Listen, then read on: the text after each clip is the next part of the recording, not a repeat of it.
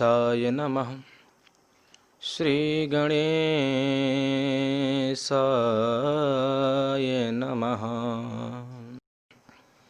श्रीमन्महागणाधिपतये नमः। श्रीलक्ष्मीनारायणाय नमः। वर्णानामर्थसङ्घानां रसानां छन्दसामपि मङ्गलानां च कर्तारो वन्दे वाणी विनायको। हे विदेहतनये वसुधा सुपुत्री माधुर्यमूर्ति च महिमना बधरामराज्ञे आनन्दकेलनिरते रसराज रामे दीनो ममध्ये भवति शरणागतोऽस्मि।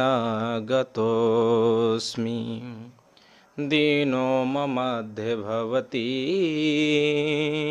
शरणागतोऽस्मि।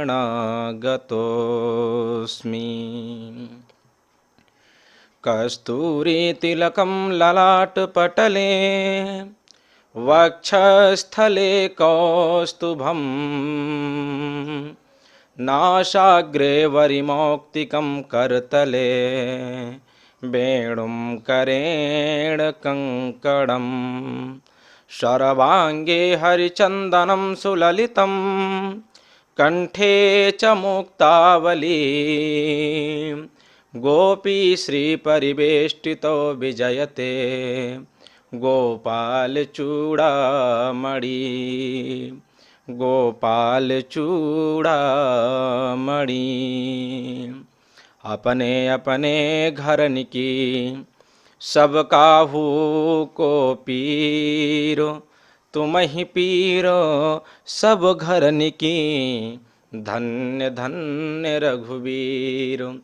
जिनकी सेवा भाव से मुग्ध भये श्री राम ऐसे श्री बजरंग को मेरा कोटि कोटि प्रणाम। जय जय श्री राधा रमण जय जय नवल किशोर जय गोपी चित चोर प्रभु जय जय माखन चोर। राधा तो बड़ भागिनी मैं राधे कर दास जन्म जन्म मोहि दीजियो श्री वृंदावन वास श्री वृंदावन वास। प्रेम सहित गादी धरो विराजो पवन कुमार मति अनुरूप कथा करूं सुनहु पुटी अनुहारी सुनहु पुटी अनुहारी। जगत नियंता जगदाधार परमात्मा परमेश्वर अकारण करुणा वरुणालय परमपिता परमात्मा मर्यादा कल्पद्रुम मर्यादा पुरुषोत्तम भगवान श्री राम के पावन चरणों में बारंबार प्रणाम करते हुए नमन करते हुए प्रभु की दिव्यवांगमयी झांकी श्री रामचरितमानस को बारंबार नमन करते हुए और प्रणाम करते हुए लीला पुरुषोत्तम माधव मुकुंद रास बिहारी रासकेश्वर भगवान कन्हैया के पावन चरणों में बारंबार प्रणाम करते हुए संत समाज की वंदना और गौ माता की परिक्रमा लगाते हुए माता पिता के पावन चरणों में बारंबार प्रणाम करते हुए चरण रज को अपने मस्तक पर स्पर्श करने का दिव्य आभास करते हुए ऐसे माताश्री के पावन चरणों में पिताश्री के पावन चरणों में कोटि कोटि प्रणाम। जिनके चरण रज का आश्रय लेकर के जिनके चरण कमल का अनुकरण करके यहाँ तक पहुँचे ऐसे माताश्री के चरणों में कोटि कोटि प्रणाम। पिताश्री के चरणों में कोटि कोटि प्रणाम। गौ माता की वंदना। भारत माता के इस मिट्टी को भारत माता के इस रज को चंदन समझ करके अपने मस्तक पर अंकित करने का दिव्य आभास करते हुए गार्गी, अहिल्या, मदालसा और सती अनुसुईया जैसी माताओं के पदचिन्हों का अनुसरण करने वाली भारत की माताओं को, भारत की बहनों को बारंबार नमन करते हुए, बारंबार प्रणाम करते हुए ध्रुव, प्रहलाद, सुदामा और कपिल जैसे महापुरुषों के चरणों का अनुसरण करने वाले भारत के वय वृद्ध, बूढ़े बुजुर्ग सबका हृदय से आभार व्यक्त करते हुए, अधिक समय न लेते हुए प्रभु की इस प्राकट्य गाथा में जुड़ने का दिव्य आभास, दिव्य प्रयास हम सभी लोग मिलकर के करें। जैसा कि हमारे संत लोग कहा करते हैं कि सतगुरु हम सो रीझ कर, रीझ माने प्रसन्न होना होता है, रीझ माने खुश हो जाना, रीझ माने बड़ी प्रसन्नता मिल जाए ना, उसको रीझना कहते हैं। कि सतगुरु हम सो रीझ कर बोले कहो एक प्रसंग,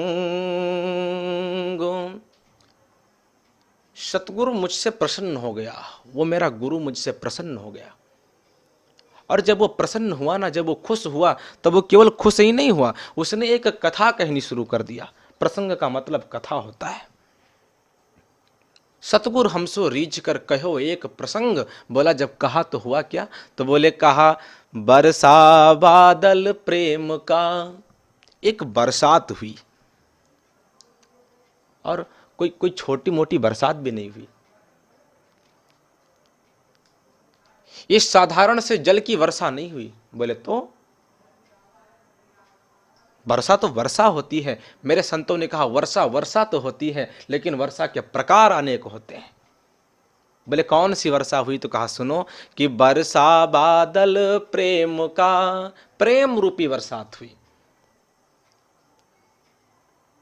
वेदना, वंदना और विरह तीन होते हैं। प्रेम रूपी बरसात हुई, वर्षा बादल प्रेम का, और उस बरसात में हुआ क्या, तो बोले भीग गया सब अंग, ये जो तन की ओढ़नी है ना, ये सब भीग गई। तो उस कथा में जुड़ने का प्रयास हम लोग करें, उस कथा की ओर चलने का प्रयास हम लोग करें। तो आज का जो दिव्य प्रसंग है, हमारे अनंत कोटि बलवंत परम संत हनुमंतलाल जी महाराज का दिव्य प्रसंग है। हनुमंतलाल इस कलयुग के प्रत्यक्ष देवता हैं, प्रत्यक्ष देवता हैं। और मैं आपको बताऊं, प्रत्यक्ष देवता ही नहीं, जो मांगो सो देने वाले हैं। इनके पास में कुबेर का खजाना है। कुबेर का खजाना क्या होता है, वहां तो खजाना कम पड़ जाता है, लेकिन इनके यहां नहीं।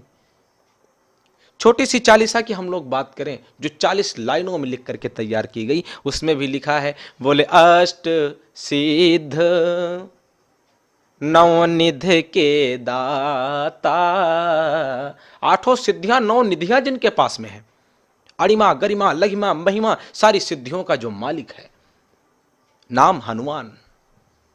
बोले अष्ट सिद्ध नवनिधि के दाता, और दिया किसने, तो कहा असबर दीन जानकी माता।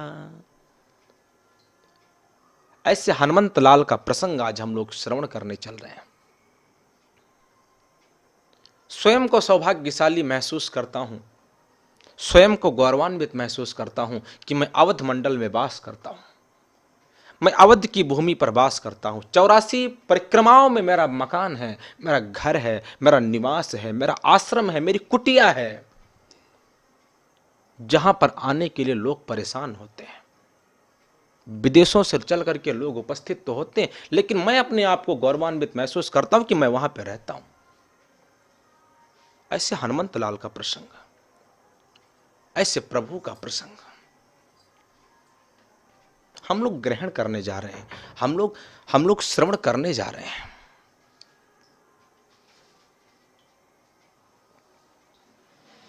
हनुमान जी का प्रसंग मैं आज स्मरण करा दूं।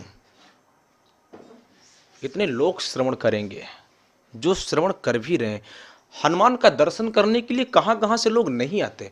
5 अगस्त को भूमि पूजन हुआ, कहां से लोग नहीं आए, मैं पूछना चाहता हूं। क्यों? क्योंकि वो जानते हैं कि अष्ट सिद्ध नवनीत के दाता देने वाला तो हनुमान है, हम तो मांगने वाले हैं। हम तो मंदिर में जाकर के 2 मुट्ठी अगरबत्ती जलाने वाले हैं कि तन मन धन सब तेरा स्वामी सब कुछ। अरे है तो तेरा, पर देगा क्या? देने की इच्छा तो नहीं है तो सब तेरा। मैं देना चाहता हूं, देने की इच्छा है, देने की ललक है। यह भावना है कि मुझे तूने मालिक बहुत कुछ दिया है, तेरा शुक्रिया है। क्या था मेरा, क्या थी जमाने में औकात मेरी? जब तक तू नहीं था तब तक मैं नहीं था। आज मैं हूं तो तेरे बल पर हूं। तो ऐसे हनुमान का चरित्र आज हम लोग श्रवण करने जा रहे हैं।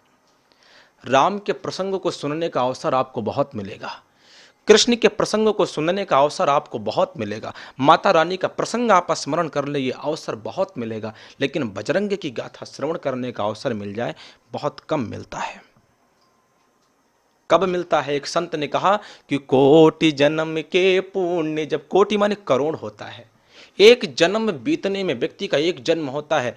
आज पैदा हुआ, प्रथमे नार्जितम विद्या, द्वितीय नार्जितम धनम, तृतीय नार्जितम कीर्ति, चतुर्थे किम करिष्यति। पहले विद्या अर्जन नहीं किया, छोटा सा बालक है, बड़ा हो रहा है धीरे धीरे। एक जन्म बीतने में लाले लग जाते हैं। यहां तो करोड़ों जन्मों की बात हो रही साहब, कोटि जन्म। संत ने कहा कि कोटि जन्म के पुण्य जब उदय होई यक संग, तो कहा छूटे मन की मलिनता, तब भावे सत्संग। जब करोड़ों जन्मों के पुण्य उदय हो जाते हैं, मेरे माँ बाप के द्वारा किए गए सत्कर्म उदित हो जाते हैं, तब यह अवसर मिलता है। तो आज हम लोग सुंदरकांड की चर्चा श्रवण करने जा रहे हैं। इस संतवाणी टीवी पर जितने लोग उपस्थित होकर के श्रवण कर रहे हैं, जो लोग टीवी के माध्यम से श्रवण कर रहे हैं, जो लोग फोन के माध्यम से श्रवण कर रहे हैं, जो लोग ऐप के माध्यम से श्रवण कर रहे हैं, घरों में, पूरे भारत में जो लोग देख रहे हैं, मैं सबको बहुत बहुत धन्यवाद दूंगा। हृदय से साधुवाद इस संतवाणी टीवी को, जहां पर आने का अवसर मिला, बोलने का सौभाग्य मिला। तो आइए सुंदरकांड में हम लोग प्रवेश करें, देखते हैं क्या है सुंदरकांड में। क्यों बाबा जी गाया करते हैं, क्यों मेरे संत गाया करते, क्या है सुंदरकांड में, एक बार देखते हैं। पहला श्लोक कि शांतम शासस्त प्रमेय मनघम निर्वाण शांति प्रदम। पहले श्लोक में ही शांति मिल गई हो, शांति। आज का जो विडंबना है, शांति। व्यक्ति के जीवन में अनेकों प्रकार के अलग लाभ के विलाप मिलते हैं, करुण क्रंदन मिलते हैं, असंवेदनशील वार्ताएं होती हैं। क्यों? उसके पास में शांति नहीं है। शांति का नाम क्या है? सब्र। मैं आपको प्रमाण दूं, इस पृथ्वी जो पूरा भूमंडल आप देख रहे हैं, पृथ्वी के पास में सब कुछ है, परंतु अहम नहीं है, अहंकार। अहंकार किस बात का? पृथ्वी कभी अहंकार नहीं करती कि मेरे ऊपर तो सारे लोग वास कर रहे हैं, मेरे ऊपर तो सब लोग खेती कर रहे हैं। कभी पृथ्वी को अहंकार नहीं होता। पृथ्वी के पास में सब कुछ है, परंतु अहंकार नहीं है। आप जल की बात करिए, जल के पास में सब कुछ है, परंतु छुआछूत की भावना नहीं है। मुझे हिंदू छू रहा है, मुस्लिम छू रहा है, सिख छू रहा है, ईसाई कौन छू रहा है, सब मेरे हैं। पृथ्वी के पास में सब कुछ है, अहंकार नहीं है। जल के पास में सब कुछ है, छुआछूत की भावना नहीं है। हमारे वेद हैं, पुराण हैं, शास्त्र हैं, न्याय मीमांसा हैं, इनके पास में सब कुछ है। वेदों में, पुराणों में सारा सार है, परंतु झूठ नहीं है। वेदों में झूठ नहीं है। पृथ्वी के पास में अहंकार नहीं, जल में छुआछूत नहीं, वेदों में झूठ नहीं, और मनुष्य के पास में भी सब कुछ है, परंतु सब्र नहीं है। सब्र नहीं है साहब। मैं चेतावनी देना चाहता हूं, यदि आपके पास में सब्र नहीं है तो अपनी कब्र खोद लो। कब्र खोद लो, जीना बेकार है आपका। कितना कमाओगे? आज मेरा यहां पर एक बंगला, कल मैं दिल्ली में लेना चाहता हूं, दिल्ली ले लिया, मुंबई लेना, कितना कमाओगे साहब? क्या क्या करोगे? संसार एक मुसाफिर खाना है, आना और जाना इसकी रवानी है। एक एक संत गाया करते हैं, राजेश्वरानंद, जो अभी थोड़े वर्षों पहले दिवंगत आत्मा को प्राप्त हो गए। हमारे भारत के एक बहुत बड़े गौरव थे राजेश्वरानंद जी महाराज। उन्होंने 2 पंक्ति कही और वो पंक्ति मेरे मेरे हृदय को छूती है। उन्होंने कहा कि किस धुन में बैठा बावरे, बावरे कहते हैं पागल को, मूर्ख को, जो थोड़ा कुछ कम जानता है उसे कहते हैं, जो धन के मद में चूर है, जो परिवार के मद में चूर है। संत ने कहा कि किस धुन में बैठा बावरे और किस मद में तू मत वाला है। चेतावनी दिया, ओ सोने वाले जाग जा, संसार मुसाफिर खाना, मुसाफिर खाना है साहब। छोटा अपना देश, हम परदेसी हो गए। शांति मिल गई पहले श्लोक में, शांतम शासस्त प्रमेय मनघम निर्वाण शांति प्रदम ब्रह्मा शंभु फणीन्द्र सेव्य मनिषम वेदांत वेद्यम विभुम रामाख्यम जगदीश्वरम सुरगुरुम माया मनुष्यम हरिम वंदे हम करुणाकरम रघुबरम भूपाल चूड़ामणिम। पहली चौपाई है सुंदरकांड की। हनुमंतलाल जी कहते हैं, जामवंत के बचन सुहाए, सुन हनुमंत हृदय अति भाए। समुद्र के उस पार जाना है, बड़े बड़े वीर बैठे हैं, बड़े बड़े बलवान रण बांकुरे बैठे हैं, अंगद बैठा है, जामवंत जी बैठे हैं। जामवंत कहते हैं मैं जाऊं तो, लेकिन वो बल नहीं रहा, जो पहले पराक्रम था वो नहीं था मेरे पास, मेरा तो जर्जर अवस्था, चौथापन आ गया। लोगों ने कहा अंगद से, अंगद तुम चले जाओ, तुम तो बाली के बेटे हो, बाली तो बड़ा बलशाली था, तुम भी बड़े बलशाली हो, बड़ा बल है तुम्हारे पास, जाओ तुम चले जाओ। अंगद उठ करके खड़े हो गए, बोले प्रभु मैं जा तो सकता हूं, लेकिन क्या? यदि तुम जा सकते हो तो लेकिन क्यों? अंगद ने कहा कि मैं जाऊं तो, लेकिन अंगद कहि जाऊं मैं पारा, जाऊं तो लेकिन जिय सनुसय, जिय माने हृदय होता है, हो ये हृदय, ये आत्मा।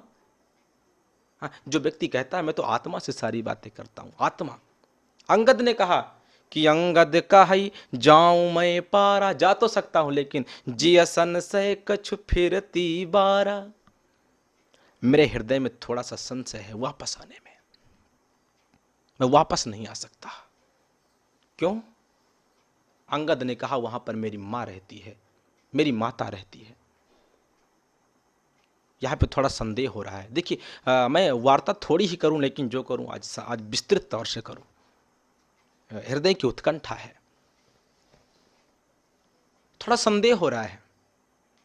अंगद की माता तो पंपापुर में रहती है, अंगद की माता का नाम तो तारा है। भाई अंगद बाली का बेटा है और बाली की पत्नी का नाम तारा है। तारा बिकल देख रघुराया, दीन ज्ञान हर लीन ही माया। तारा तो बाली की पत्नी है, तो अंगद कह रहे हैं कि मेरी मां लंका में रहती है, मां का नाम तो कहा मंदोदरी, यानी अंगद रावण का बेटा है। बाबा जी ने इस बात को छिपा लिया, रामचरितमानस में कहीं बताया नहीं, बातों को छिपा लिया। अंगद रावण का बेटा कैसे हो गया? मैं आपको कथा सुना रहा हूं। ये जो मंदोदरी है और तारा, ये दोनों एक हैं। तारा, मंदोदरी, कुंती, अहिल्या, ये मंदोदरी और तारा दोनों एक हैं। आपको ये कथा जल्दी मिलेगी नहीं कहीं। मैं आपको दक्षिण में लिखी हुई अगस्त रामायण की कथा सुना रहा हूं। रामायण शतकोटि अपारा, मैं आपको अगस्त रामायण की चर्चा सुना रहा हूं। ये जो तारा है, मंदोदरी, दोनों एक हैं। एक बार अगस्त ऋषि अपने आश्रम में बैठे थे, प्रावधान का यज्ञ चल रहा था, चतुर्मास का। ऐसा विधान था कि यदि कोई इस यज्ञ में क्रोध कर देगा तो उसको श्राप दे दिया जाएगा। एक दिन इस कन्या ने क्रोध कर दिया और जैसे क्रोध हुआ तैसे संतों ने इसको श्राप दे दिया। ये मेढकी बन गई, मेढक। विचार किया संतों ने मुझे श्राप दिया है, ये तन जो मिला है, तन परोपकार में लगा दें तो अच्छा है, संतों के शरण में जाकर के इसको संतों को समर्पित कर दें तो अच्छा है। मेढकी बनकर के उसी आश्रम में रहती थी, कहीं गई नहीं। एक दिन संत पूजन कार्य को समाप्त करके कुटिया में बैठे, एक पात्र में दूध को चढ़ा रखा था पान करने के लिए, क्योंकि जब पहले के संत कोई अनुष्ठान करते थे, कोई पूजा करते थे, तो वो अन्न ग्रहण नहीं करते थे, वो दुग्ध का पान करके रहते थे। संतों ने दूध को चढ़ा दिया और दूध को चढ़ाने के बाद में सब चले गए स्नान करने के लिए। बगल में एक नदी थी, धेनुमती मां गोमती। संत स्नान करने के लिए गए, दूध का जो पात्र था उसमें दूध रखा था, एक सर्प आया घूमते घूमते और उसमें गिर गया, उसकी मृत्यु हो गई। अच्छा, आप कभी देखिएगा जब कोई सर्प किसी जल में या किसी दूध में, किसी तैरने वाले वस्तु में पड़ेगा, द्रव्य में पड़ेगा, तो हमेशा नीचे हो जाएगा, मरने के बाद में वो बैठ जाएगा, ऊपर नहीं आएगा। सर्प की मृत्यु हो गई तो दूध के अंदर हो गया। मेढकी ने देखा कि सर्प तो दिखाई पड़ नहीं रहा है, संत लोग आएंगे तो इसको पात्र में डाल करके पान करेंगे तो विष जाएगा, सबकी मृत्यु हो जाएगी, क्या करूं। विचार मिला कि समय मिल गया है, उपकार कर लो। परोपकाराय सताम विभूतया स्वयं न खादन्ति फलान वृक्षा। वृक्ष स्वयं का फल कभी नहीं खाता। तरवर फल नहीं भखत है, नदी नांचुए नीर, पर कारज के कारणे साधुन धरा शरीर। बोले अवसर मिला है, क्या करूं। वो मेढकी दौड़ती हुई आई और उबलते हुए दूध में कूद गई, प्राणांत हो गया उसका। और जब मेढक किसी जल में गिरते हैं या मेढक किसी द्रव्य में गिरते हैं तो मरने के बाद हमेशा ऊपर आ जाते हैं, आपने देखा होगा। मेढकी उस दूध में गिरी, मरने के बाद में वो ऊपर आ गई।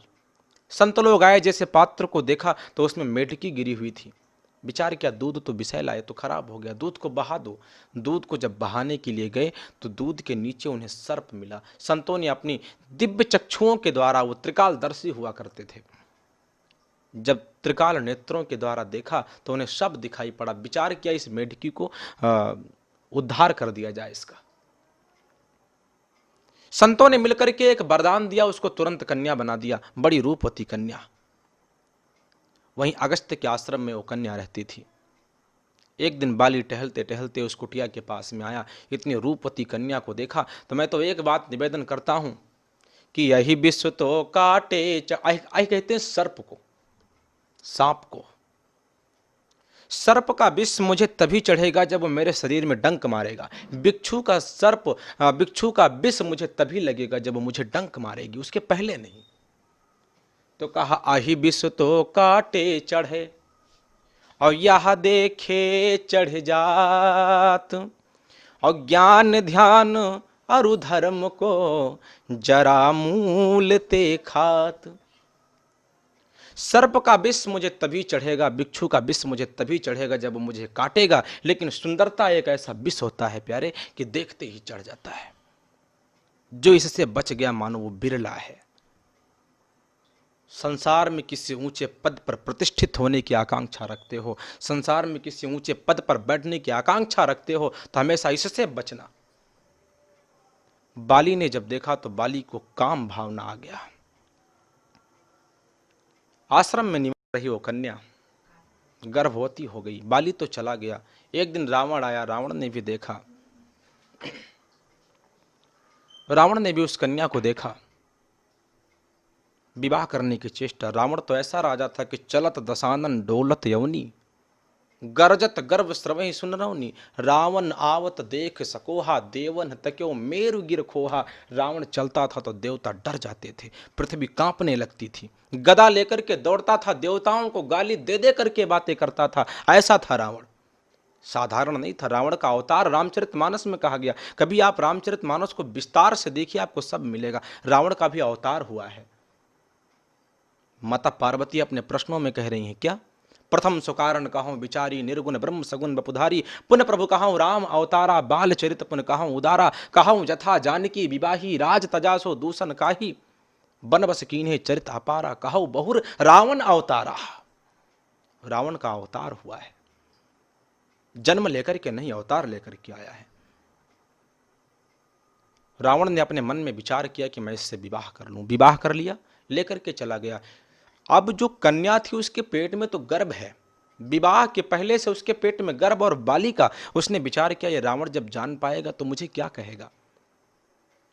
एक दिन रावण विमान में बैठा करके उस कन्या को घुमा रहा था, तो कन्या रावण से बोल पड़ी, रावण मैंने सुना है कि जब आप गर्जना करते हैं तो स्त्रियों के गर्भ गिर जाया करते हैं। रावण ने कहा हाँ। तो कहा मैं आपकी गर्जना को सुनना चाहती हूँ, आप कैसे गर्जना करते हैं? रावण ने कहा कि आप सुन नहीं सकती। कन्या ने कहा मैं कहीं छिप जाती हूँ और आप गर्जना करिए, मैं सुनना चाहती हूँ। जिस स्थान पर रावण गर्जना करने के लिए ठहरा, वो स्थान पंपापुर था, बाली का साम्राज्य। एक कुश की झाड़ियों में जाकर के वह कन्या छिपी। रावण ने बड़े तेजी का अट्टहास और गर्जना किया, उस कन्या का गर्भ पंपापुर में गिर गया। जैसे बाली कन्या को लेकर के पुनः चला, जैसे आज रावण अपने विमान पर बैठ करके आगे बढ़ा, बाली ने भी देखा, दौड़ करके आया। रावण से कह रहा है कि देखो रावण, तुम मेरे साम्राज्य से कन्या लेकर के जा रहे हो, ये कन्या मेरी है। रावण कहता है कि मेरी, और बाली कहता है, दोनों बड़े बलशाली हैं। बाली के भी बल की कोई सीमा नहीं और रावण के भी बल की कोई सीमा नहीं। रावण एक ऐसा राजा है कि जो देवताओं को भी पराजित कर देता है, और बाली एक ऐसा राजा जिससे देवता सलाह लेने आते। किसकी माने, रावण की माने या बाली की, किसकी माने? बाबा जी, मैंने आपसे निवेदन किया है कि खेल मत समझो, ये तुलसी की कविताई है। एक चौपाई को हम लोग 7 दिन में गा लें बहुत है। पूरे रामचरितमानस की मैं बात नहीं कर रहा हूं, केवल एक चौपाई पर मैं 7 दिन कथा करूंगा, फिर भी मुझे कथा अधूरी लगेगी। इतना ज्ञान एक चौपाई में भरा है। पढ़ लो, समझ लो, लगा लो मनमाने अर्थ, पंडित प्रवीण तुम्हें कौन कठिनाई है। दोनों आपस में भिड़ गए। रावण कन्या को ऊपर खींच रहा है और बाली नीचे खींच रहा है। जब भगवान ने ऐसे दृश्य को देखा, विचार किया यदि दोनों में युद्ध छिड़ गया तो पृथ्वी पर हाहाकार मच जाएगा। अपनी माया चलाई, रावण ने उस कन्या को ऊपर खींच लिया और बाली ने नीचे खींच लिया। बाली को लगा कि कन्या मैं पा गया और रावण को लगा कि कन्या मैं पा गया। दोनों चले गए। जो बाली के पक्ष में आई उसका नाम तारा हो गया, और जो रावण के पक्ष में गई उसका नाम मंदोदरी हो गया।